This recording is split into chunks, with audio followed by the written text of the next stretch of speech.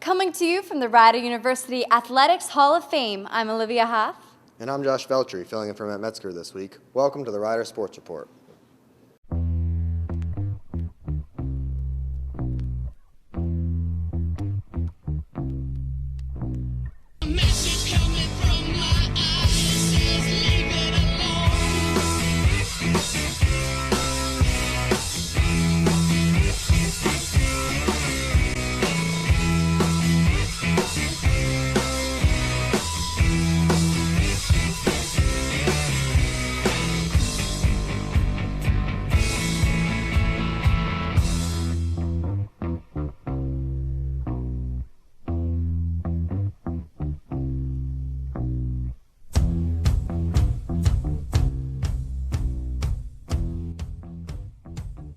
We at the Rider Sports Report have noticed that there have been a lot of blown calls in the MLB playoffs. Travis Hastings at the Rider Roundtable has more.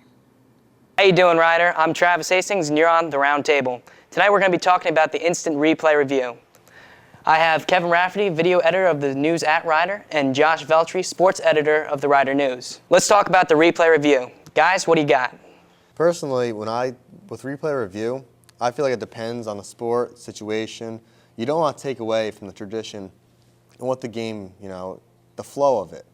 But at some point, the refs, they're going to make mistakes. You need to make sure that the game is played correctly and is officiated correctly. My view on it is that when we're in this modern day and age, we have the technology to do it, so the refs cannot make every call. I'm constantly sitting at games, and I am just getting angry at the refs for making dumb calls. So since we have the technology, I believe that it should be applied to every sport. Moving on, the strike zone is an umpire's opinion, so he can do the 2 inches outside, like you said. But pickoffs and foul balls are pretty much what you see. It is what it is. How do you feel about that? In baseball, I know that they're going to get calls wrong, and I feel like that's part of the game. I feel like, it's going to go back and forth. They're going to go back and look at it afterwards and see they missed the call. So I don't think in regular season they should have review in any aspect. And with pickoffs, that's tough too, because that can't, I know it says there's a rule for it, but it's also kind of an opinion, a judgment call. Like if you go into replays, what's the line you're going to draw for when he goes? Because some umpires call it different ways. But the one thing, this is totally different than the strike zone. A foul ball could be a game breaker. I mean, if it's a foul ball or if it's a home run, foul or fair, this could really make or break your game, because that's when we come into But it's one game in a 162 game season. But you get one call wrong in each game. Say that happens. That knowledge shouldn't be there anymore, because he's making a lot of mistakes. Yes, he's making a lot of mistakes. But I mean, if you're getting that call wrong, I mean, one game towards the end of the regular season can make or break you get into the playoffs. Final thoughts. What do you guys feel? Is it going to take away from the tradition of baseball? Like I said before, I don't think that they should use it in regular season. Playoffs, it's necessary. Regular season, fans just want to watch the games. They want to have a good time. They don't want to wait 5 minutes to see if they get the call right. Ultimately, good teams are going to make the playoffs. Bad teams aren't. Playoffs, they should have review.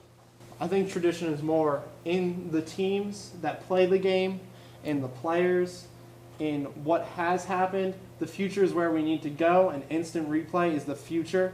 So that's where we should take the game of baseball. That's all the time we have this week. Watch next week as we break down the Rider men's basketball MAC conference schedule. I'm Travis Hastings, and this is the Roundtable. See you next week. Hey guys, welcome to All Fired Up. I'm Dan Petrino, coming to you from sunny Potrero Field once again. I got a lot to talk about, so I'm going to get right into it. All right, first of all, last week I talked about errors in the playoffs, and I said that the team that eliminated those stupid errors was going to win the World Series. Well, guess what? Both the Yankees and the Phillies have both eliminated the stupid errors. I think the best story of this World Series so far has been the cleanup hitters, Ryan Howard, Alex Rodriguez. Games 1 and 2 both go over with multiple strikeouts.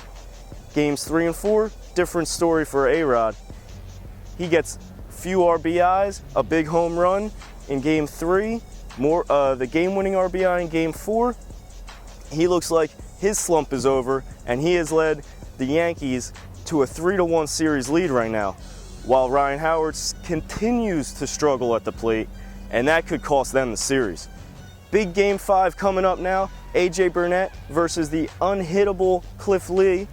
If Howard and Lee can dominate in this game, send it back to New York, who knows what could happen. But if Alex Rodriguez continues to light it up, if he can hit Cliff Lee's curveball, this could be it for the Philadelphia Phillies, and the New York Yankees should be the World Series champions once again.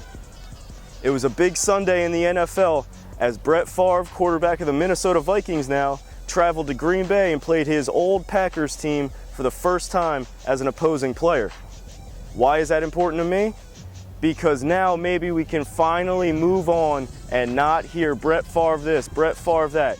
Yes, he's a great quarterback. He still gets it done day in, day out.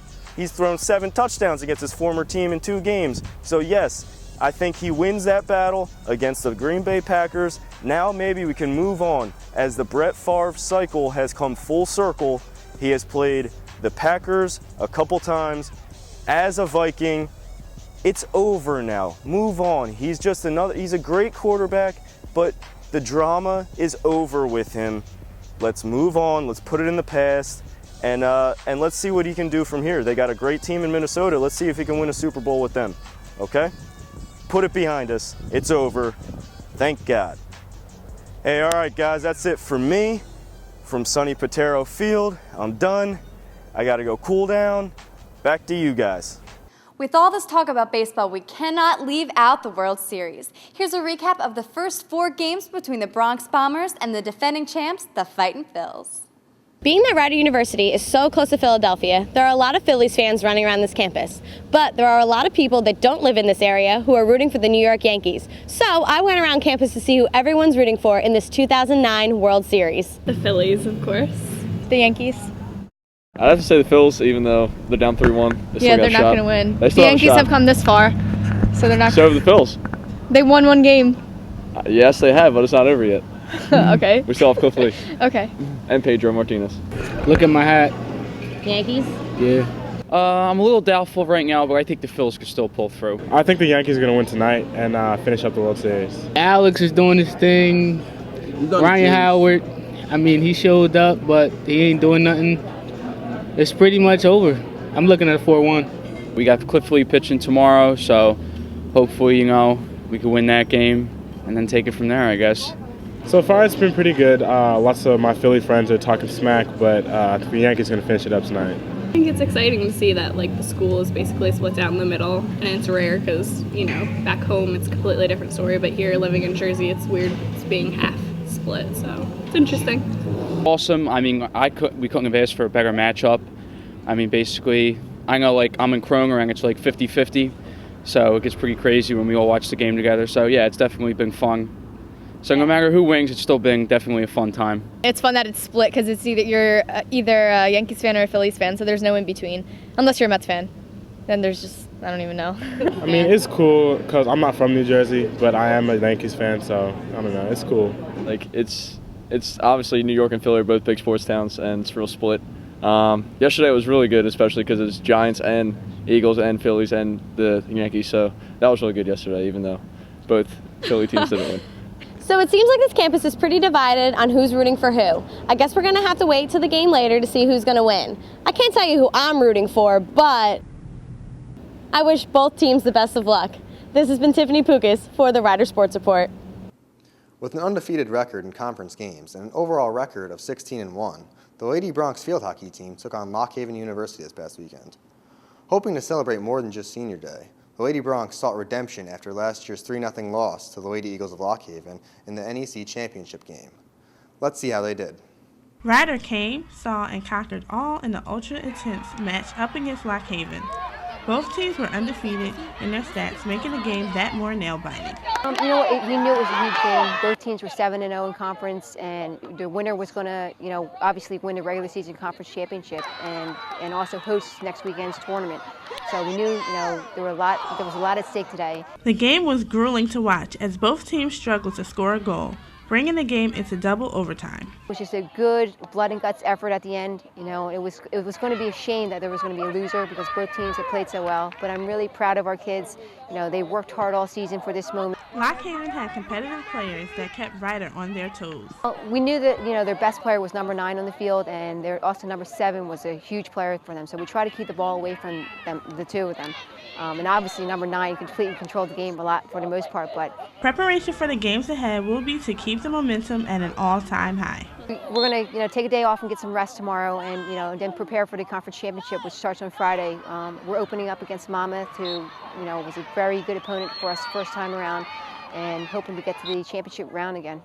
Championship game on Saturday. It was all said and done. Riders solidified a new presence in their conference that makes them something to fear in the next phase of games.